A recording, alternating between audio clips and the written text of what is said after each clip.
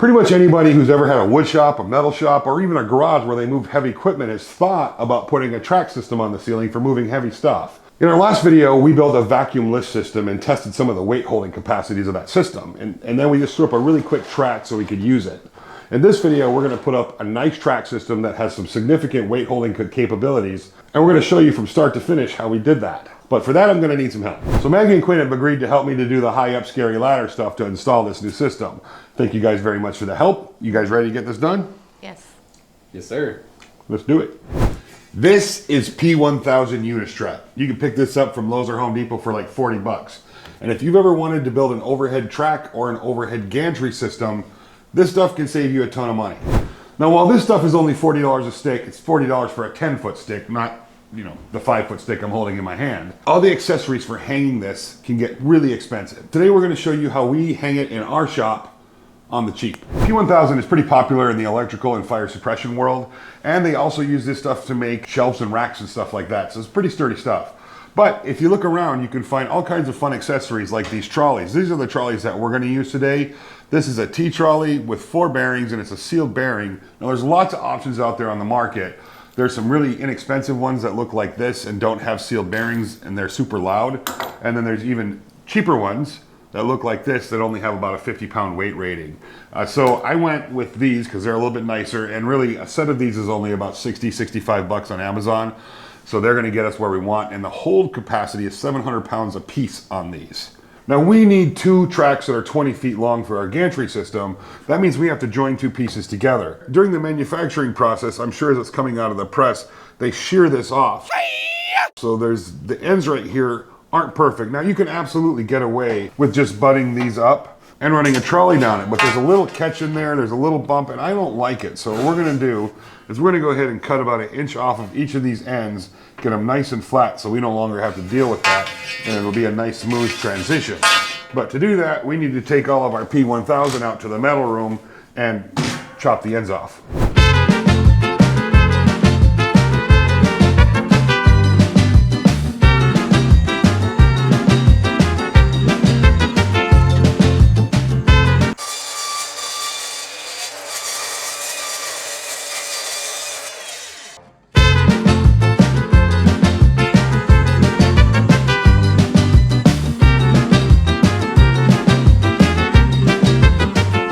We're going to end up screwing this down to a 2x8, and this is the 2x8 is going to screw to some cross members we have on the ceiling.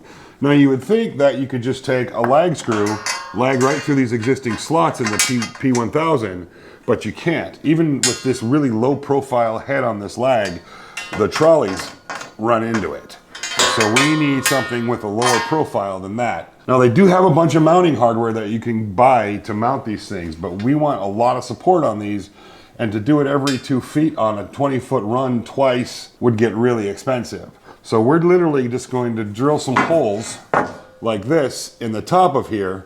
Then we're going to come around the underside, taper those holes, and we're going to use a number 10 exterior wood screw like this to bolt it down. There's a lot of documentation about its load capabilities online. It'll tell you how much load that it'll handle depending on the span. So from point A to point B, that distance between would be a span. In most cases, we're going to go about 3 feet in ours, but we're adding the secondary support of a 2x8 underneath that, so that's going to give us a lot larger load than a 3-foot span would. To drill the Unitrack out, we're using a Vortex Viking bit. These are very unique metal drilling bits and pretty much the only bits I use on metal anymore. I got these from Taylor Toolworks, and I'll put a link in the description box below. But I can drill through all these holes and never have to worry about adding oil or the bit wearing out. They're really quality bits, so they make this job a lot easier.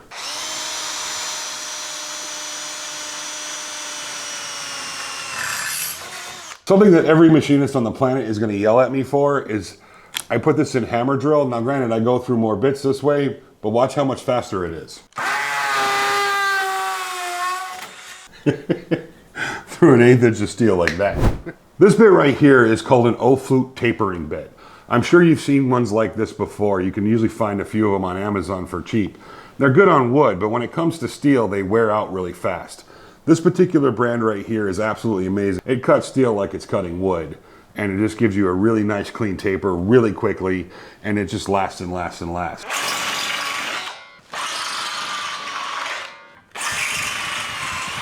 That thing is awesome. So before I start bolting the P1000 down to the 2x8s, I'm gonna go ahead and make sure my tapers are good, and big fingers. That is awesome.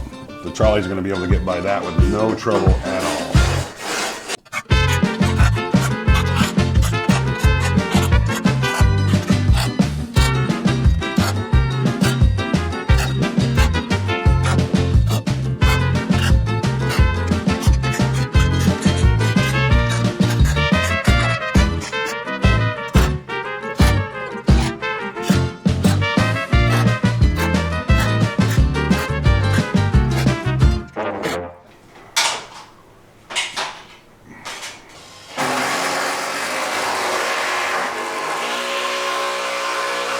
I got the first one positioned, clamped into place, and then Maggie and Quinn are screwing them off. And at each joint, we're putting 6 3-inch legs or 3-inch screws up through the 2x8 into the 2x6 that's running across the rafters. So now that we have our two 20-foot tracks in, our 2 runs, we have to start working on the gantry. And that's very similar to the way we did the runs. I'll show you the differences. I'm not going to show you how we build it. There's really no sense in beating a dead cat. When choosing the lumber for our gantry beam, I wanted to make sure that there was plenty of width that our hoist can slide through that. And the 2x8 was actually a perfect width. So what I've got here is a 2x6 with some 3/4 inch Baltic birch screwed below it, a little bit wider than it really needs to be, but I want to have some extra space for clamping and possibly putting some more screws in. So these are going to ride down those 2 tracks that we just put in. These trolleys will get bolted on right straight through here like so. And then this will go up on the tracks, and then the gantry will get screwed basically to one side of this, and there'll be some cross bracing that runs to the gantry, and this will keep the gantry from canting in those tracks. That's why I went a little bit wider with these than keeping it, you know, just about the same size as the actual gantry. This will help it run truer when we're pulling on one side or the other, when we can't be right in the center. Those vortex bits we were using earlier are phenomenal in wood too.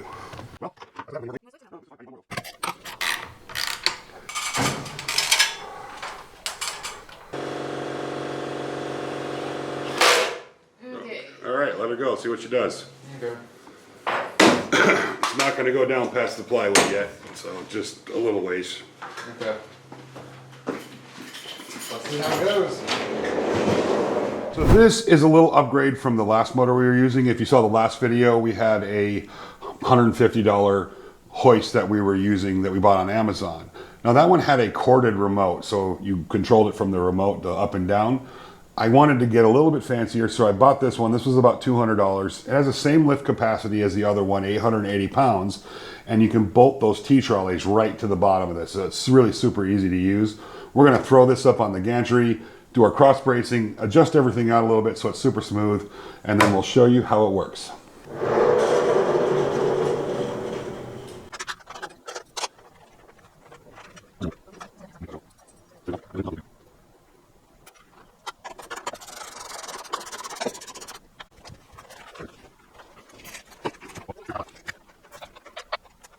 In the tradition of testing weights here in the shop, we're using the heaviest tool in the shop again. Now, before anybody says I'm being silly or dangerous, we know beyond a shadow of a doubt, there is zero doubt that this can hold me and the chair and do it safe. And of course, we're wearing our protective equipment before we do this.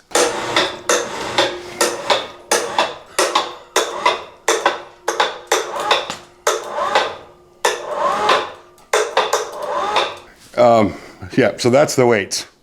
That is a really heavy chair.